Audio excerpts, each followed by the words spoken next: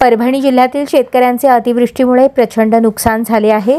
पिके पाण्याखाली गेल्याने शेतकरी हवालदिल झाले असून त्यांच्या कष्टाचे पीक वाया गेले आहे। या पार्श्वभूमीवर शेतकऱ्यांना सरसकट 50,000 रुपये प्रति हेक्टर मदत करावी अशी जोरदार मागणी होत आहे।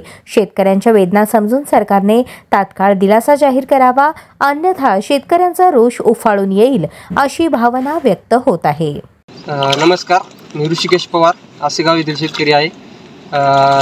आम्ही सध्या करपरा नदी काठाला आलेलो आहेत। आसेगाव येथील शेतकऱ्यांचे मोठ्या प्रमाणात नुकसान या करपरा नदीच्या महापुरामुळे झालेले आहे आणि गेल्या 4-5 वर्षापासून आमच्या नदीचा बंधारा तुटल्यामुळे खूप मोठं नुकसान झालेलं आहे शेतकऱ्यांचं। आणि हे नदीचं जे पात्र आहे, जे मागं नदी वाहत आहे, हे बंधारा तुटल्यामुळे 1 किलोमीटरपर्यंत पूर्ण पात्र हे झालेलं आहे, पूर यायला 1 किलोमीटरपर्यंत। आणि त्याच्यामुळे शेतकऱ्यांचं खूप मोठं नुकसान झालेलं आहे। सोयाबीन पूर्ण पाण्यामध्ये गेलेलं आहे आणि हीच परिस्थिती सगळ्या शेतकऱ्यांची जवळपास आसेगाव येथील।